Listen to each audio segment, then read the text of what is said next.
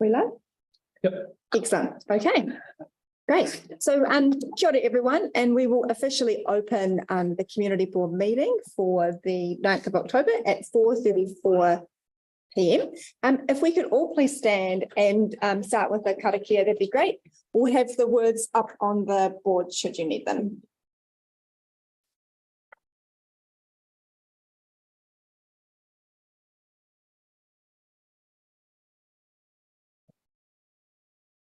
Okay. Whakataka te hau ki te uru, whakataka te hau ki te tonga, kia mā kina kina ki uta, kia mā taratara ki tai, e hi a ki ana te ata kura, he tutu, he huka, he hauhunga, te hei maudiona. Thank you, everyone. So we will start with item 1, apologies. And I believe we have no apologies, except just want to acknowledge the 3 that we have on Zoom, which is Linda, James, and David. We don't need to move in second for that, no? No. And then declarations of interest for item 2. I believe that none have been received so far. And then item number 3, confirmation of the previous minutes. So I'm not able to move these because I wasn't here, but we have Jason to move. And I saw Shreesh to second. All those in favour say aye. Aye. Any against? No, carried. And then moving on to item number 4, public forum. So we have one public forum today. Sue Lancaster. If Sue, if you'd like to come along, and please feel free to invite whoever you'd like to come to the table as well for some support. So the idea of a public forum is you've got 5 minutes to present on a topic. We are not in a position today to make any formal decisions, and that 5 minutes does include questions, but we have received the information that you've sent to us already. So yeah, we're active listeners and we'd love to hear what you have to say. Thank you. Well, I'm Sue Lancaster and Richard McQueen.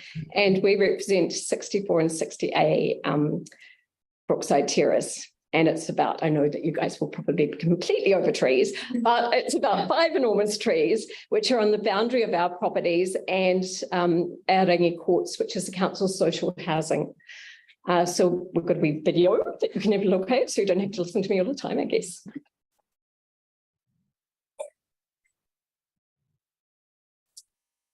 Okay, so we're wanting removal of these trees for the following reasons: the health and safety risks and the unreasonable interference with the use and enjoyment of our properties.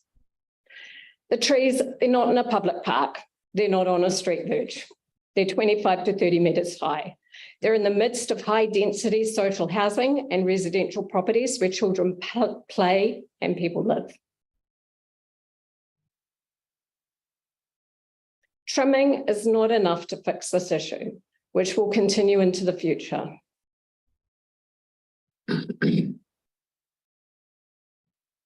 Climate change and weather extremes have created a really uncertain environment. Even your senior arborist can't make absolute calls on whether trees or branches fall anymore. When the tree fell in Harper Ave last year, the council said there had been no issues with the trees during its last inspection. It wasn't possible to foresee it falling because there were no signs. AA Insurance says that if a tree owner is contacted about concerns about a tree that may damage a home, the council or the owner of the tree can be found legally liable if they don't do anything and it damages the property. The council also has a responsibility for the people in its care, the social housing, to reduce potential health issues. Cedar trees are known to cause and or aggravate a variety of health issues. The trees have a significant effect on the applicant's day-to-day living, blocking sun and light, reducing the ability to grow plant and food, and causing significant leaf matters in drains and gutters. Removal of the trees would enable more natives to be planted and to thrive that are more fit for purpose. The council's tree policy is an overarching policy for public open spaces. These trees are in the midst of housing on all sides, including high density housing of some of the city's most vulnerable residents.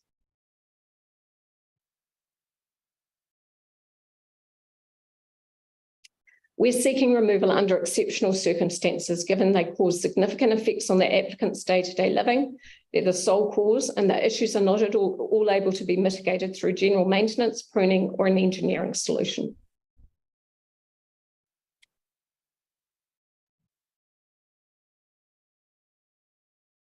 While I don't want to go down a legal rabbit hole, is it possible the council's standard provisions under its tree policy run contrary to its legislative obligations under the Property Land Act 2007? District court judges can order the removal of trees to prevent risk to life, interference with ability to grow trees or crops, and interference with drains or gutters, or due to unreasonable interference with use or enjoyment of a property. Councils are subject to the same legislation as overarching legislation. They don't have any. They can't.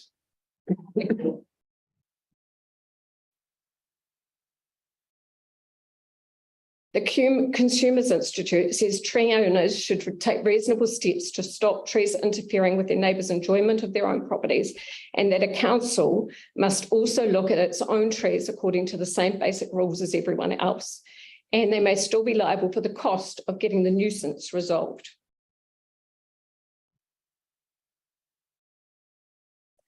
So thank you for looking at that. I really hope that you've read the submission, which contains more details and references to the statements in the video.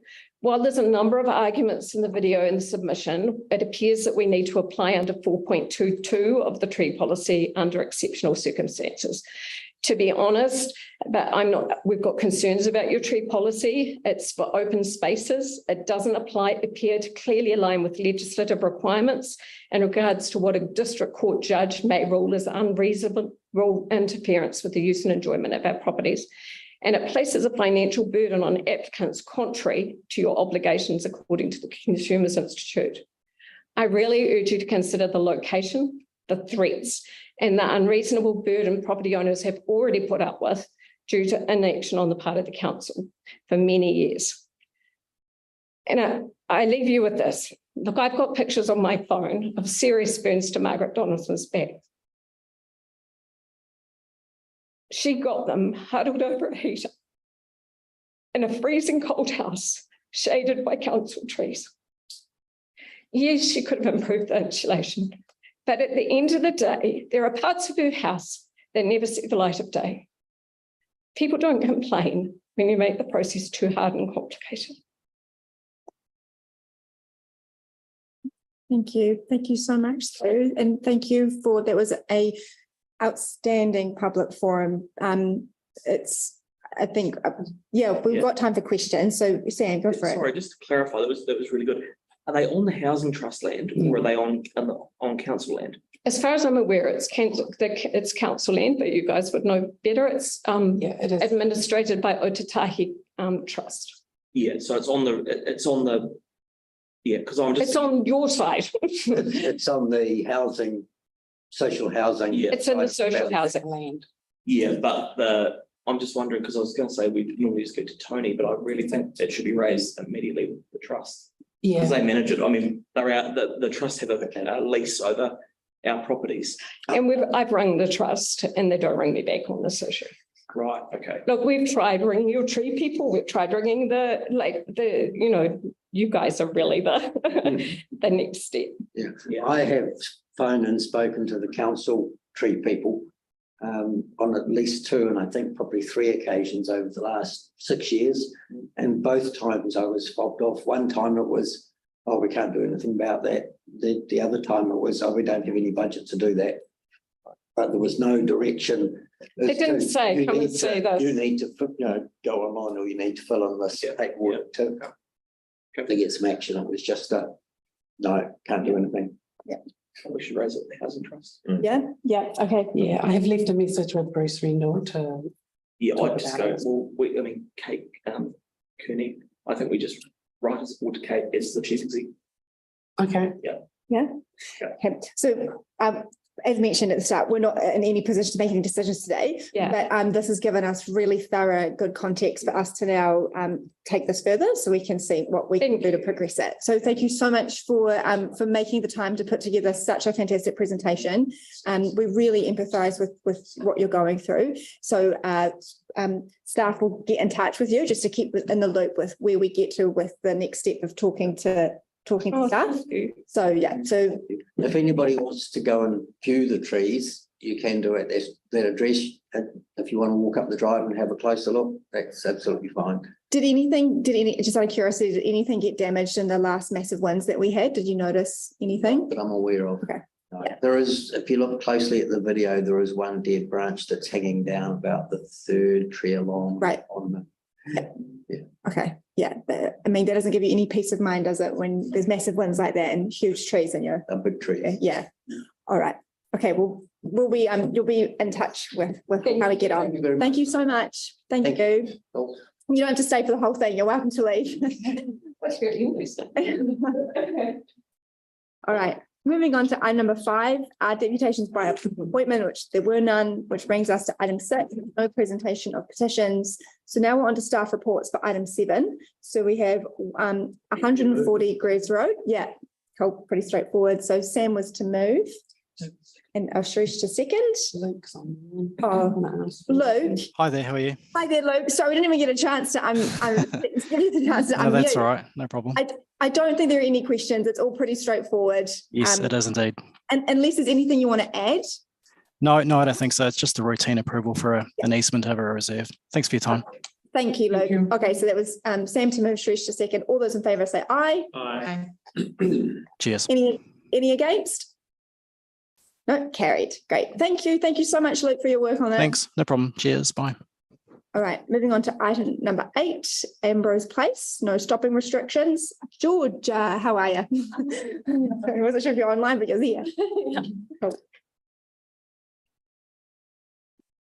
Hi, so this one here is a request from a bus operator to improve access into the property down Ambrose Place. So they hold their buses there, and when cars park right up to the driveway, it causes them a lot of issues trying to get in and out of the accessway. So this was also confirmed by the vehicle tracking that we did. And the proposed restrictions will just allow for the buses to get in and out safely and easier. Yeah. Seems pretty straightforward. Yeah. Oh, before that, was it a question? No? Great. Well, I'll say David to move and then Sharish to second. All those in favour say aye. Aye. Any against? Carried. Great. And then moving on to item number 9, which is you again for Idris Road, no stopping restrictions. Yeah, do you want to take us, obviously you're going to take us through it as well, but feel free to also take us through the history of how we got here as well. It'd be really helpful. Yeah, sure. So this report was originally brought to the board at the April meeting. It was left to lie on the table with the request for further advice on if the parking could be retained overnight. We haven't recommended that as it doesn't improve visibility at all times. So we have provided another option which provides parking on the opposite side of the road that currently has no stopping restrictions on it, but yeah, it was quite a long length and we think that it was associated with the church, which is no longer running. So we didn't see any negative effects of removing that parking, but yeah, it just kind of offsets the parking removed outside 79. So there is some availability on the other side of the road. Yeah, did you want me to go further into the background or? Well, what I might do maybe before, I'll pause to see if there are any questions that we have online.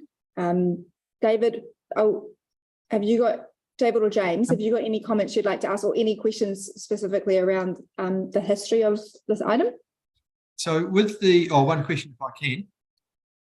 Yeah, go for it. Yep. Given that we're new speed limit down that road is going to be 30k, does that have any direct influence in the decisions?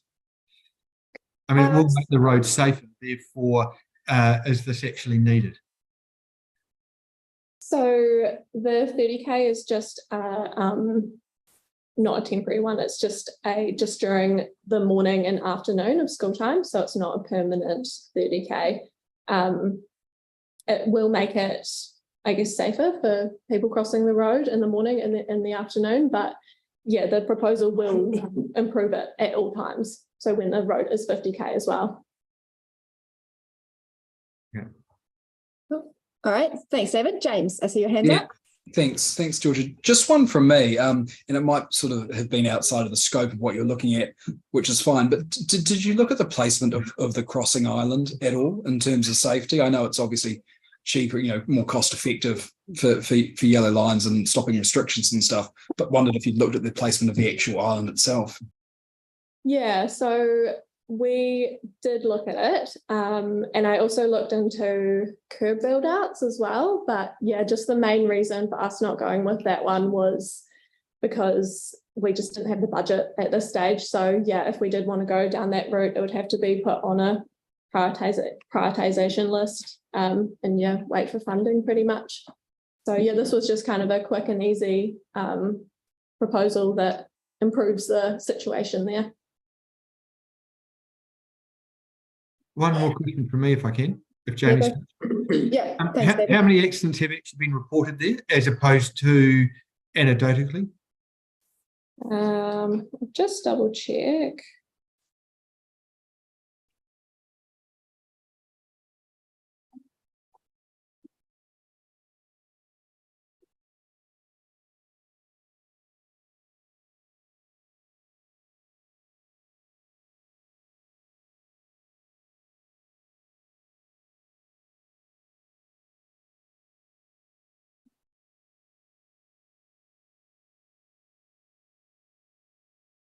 So I don't think I had it in the report, but I'll just check if I popped it into the memo attached.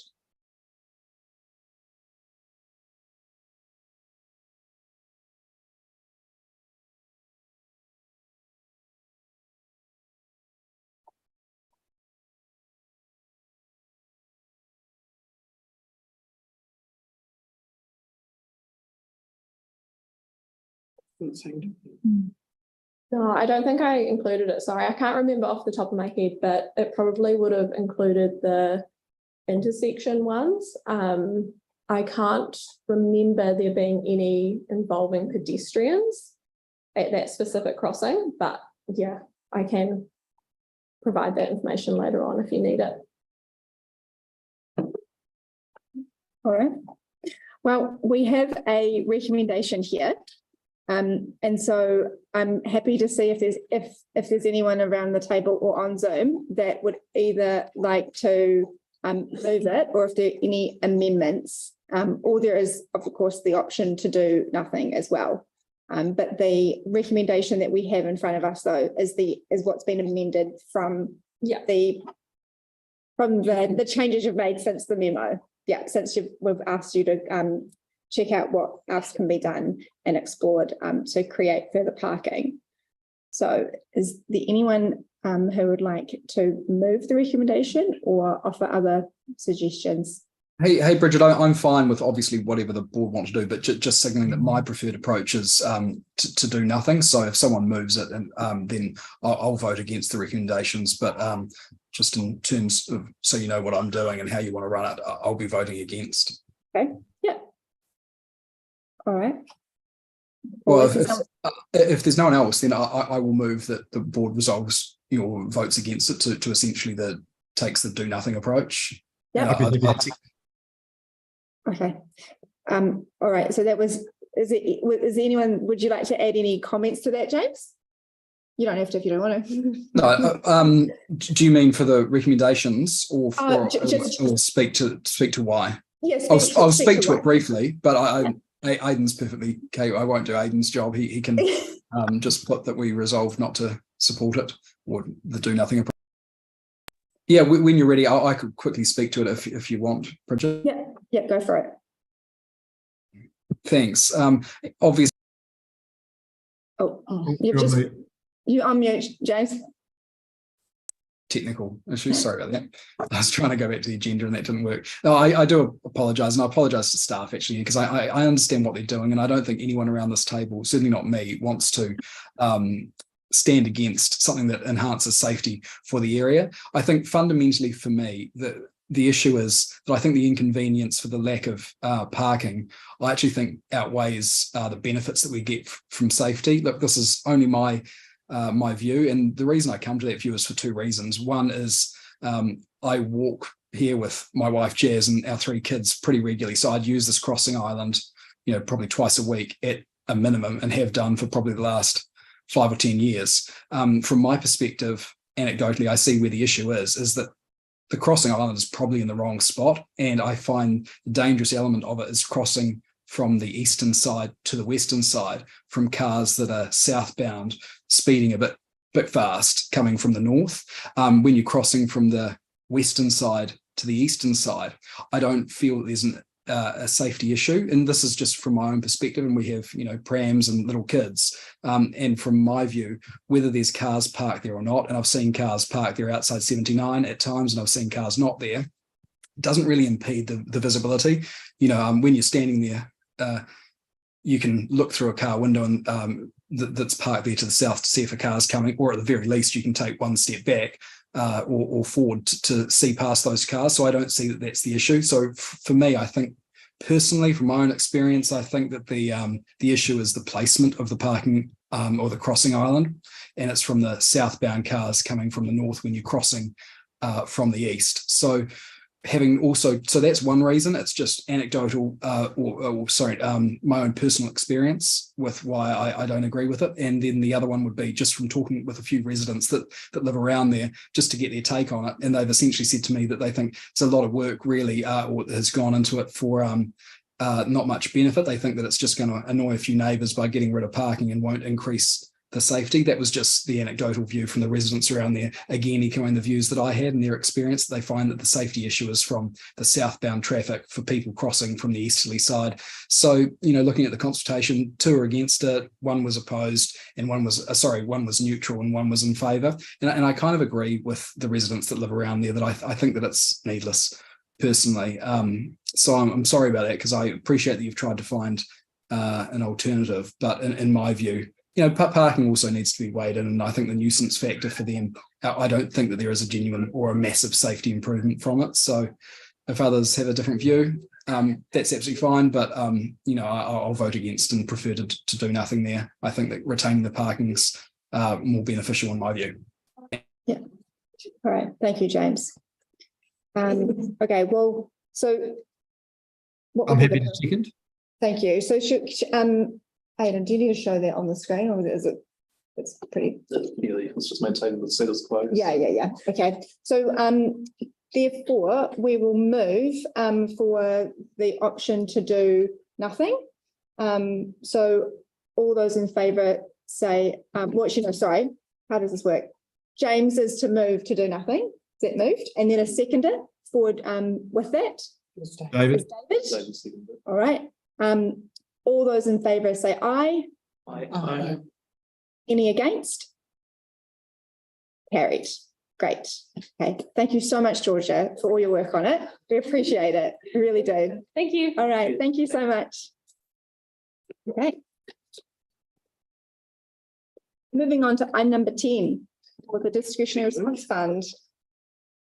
Yeah. Is there anything you want to add? No. No? I'm fine with it. It's not mine, but I'm sitting in for it. So, yep. Okay. Good. It's great. It's 8 churches and it's a shared project. So Yeah. Sounds good. All right. So Sam was to move. Just a second. All those in favour say aye. Aye. Any against? Carried. Then moving on to the item 11, Youth Development Fund. Welcome back. Thank you. Well, maybe before we do that, anything you want to add to item 11? No. Right. Very worthwhile. All right. Jason to move and second. Happy to second. Thanks, Suresh. All right. All those in favour say aye. Aye. Any against? No. Great. Thank you so much. Cheers. And then item 11 for the community board area report. Marianne. Yep, happy to take it as read and answer any questions. Said one around the Ibris tickets, because it looked like, unless I read it wrong, it looks like there's over 1,000, maybe about 800 that are over a year old. And I don't know if that's correct or whether, because it just says currently open tickets say 3,200, 3,144. 75% of open tickets are less than 330 days old, 338 days old, which would mean that a quarter of them are over circa a year old. Can we just find out what's happening? Because it just seems a lot for what should be pretty routine stuff. Yeah. Yeah, we'll just try and get an explanation around that, and if they are, and what what makes up, like what are they and Yeah. why are they? Yeah. yeah, because it could just be an issue with the system or something as well. I don't know. Seems strange. Okay. Oh, thank you. Any other comments on the board area report? Any questions, Marianne? No? All right. Well, I'm happy to move it. You want a second?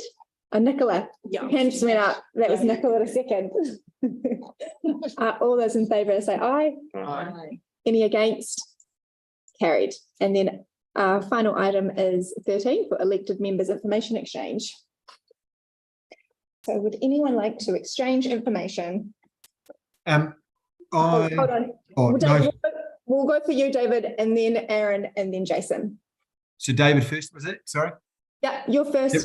Cool. Okay. So I had a text or a message from Val Carter the other day regarding a request for some action on a street. So I shared it with Marianne, and I've now lost my thing. Here we are. At the entrance to Waimāero Street, I wanted to know if there can be yellow lines on the left-hand side as you're coming into the street. It's just a concern raised by a number of the locals there. If we can get somebody to have a look at it, please. Yep, that's been noted. Thanks, David. Thank you. Aaron. Yeah, so went last Thursday night to the Northwood AGM. That's the biggest one in our patch each year, and it was very big, and there's a ton of issues. The main ones, and it's not their patch, it's across the road, is the footpath along Redcliffe Road, which is the same as the Spring Grove residents. They're asking for one. Staff are saying, we tried to bring it forward at last year's annual plan. Staff are saying no, because Kiwi Rail won't do the crossing for years. So the kids are walking on the side of the road, so just flagging it here again. It'll be interesting if someone's hit and where the liability will be when we've been asked and told so many times. Like, because they won't get hit at the train, because there are no trains. So getting hit by trains, very unlikely. Getting hit by a car, very likely. And you're on the road a lot more than you're on the train track. So I've got some solutions there I'll talk through with the Mayor.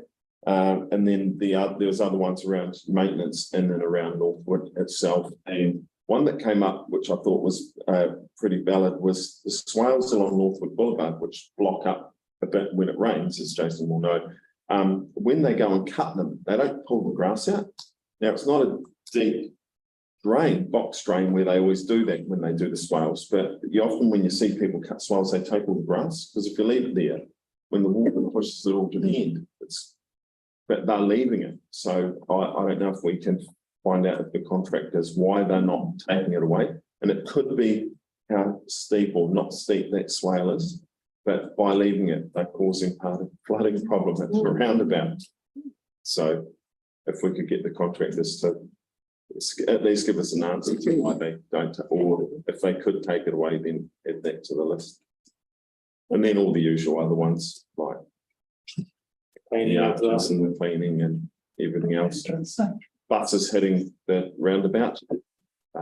Is it the main roundabout? Yeah. So there's some broken bits on it from residents seeing the bus keeps hitting it as it goes round, and they rang the bus company. And the bus companies, no, they rang ECAM. They said it was not our problem. It's the bus companies. They run the bus company and they go, "Oh, we'll tell the drivers not to hit it anymore," but they still hit it. And the electric bus is way heavier And I mean, there's no one on them, so they're not that heavy, but they're still quite heavy vehicles, so they're braking the thing. All right, thanks there. Jason.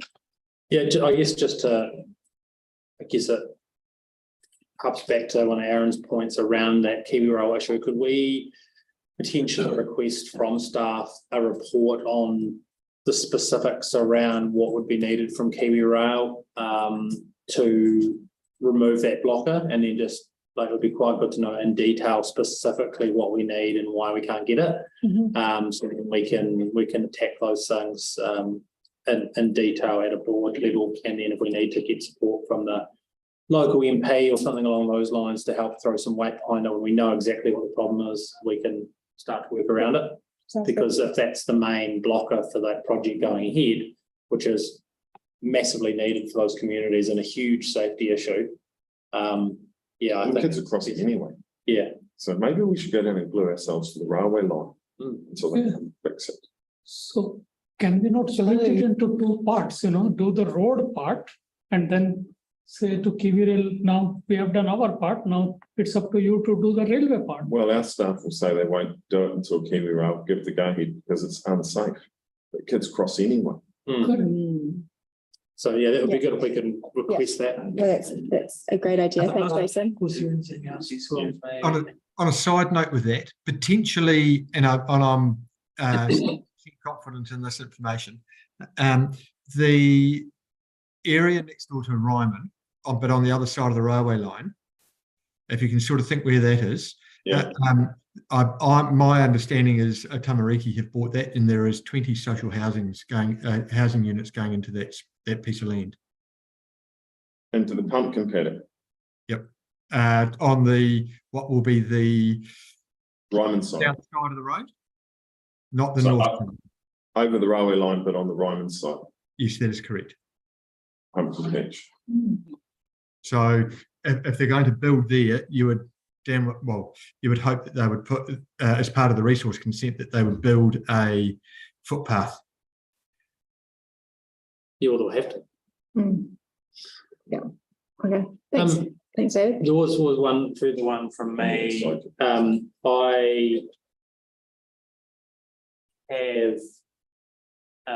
recently had communication from the Spring Grove community group around this issue and just asking us to keep following up. So we are getting hounded constantly by the guys to try and make more progress there. The second one was that there was some painting of the parking lines in the Sheldon Park kind of entranceway in there that was supposed to have been done, and it was accidentally painted the rugby club lines instead, and the contractor was going to go back and do the Sheldon Park ones, but it still hasn't been done, and it just seems like something that I drove through on the weekend to check and it still wasn't done. The car park markings. Yeah. Oh, we'd asked them and they said it was going to be done. Might be the rugby club again. The second layer on the rugby club.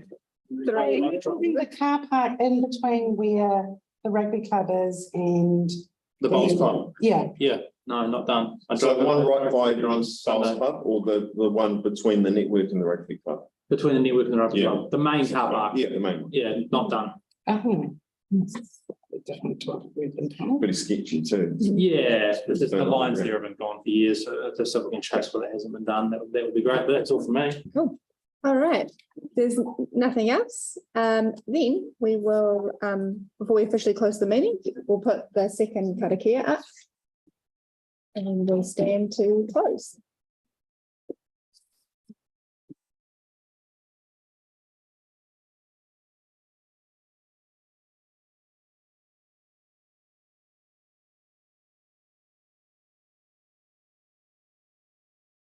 Yeah. That's all right.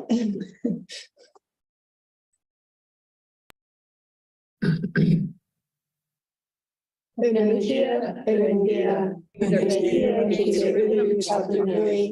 your senior arborist can't make absolute calls on whether trees or branches fall anymore. All right. Last year, the council said there had been no inspection. None of that. Sounded like that. Yeah, we'll start that again. The translation. All right. From the top.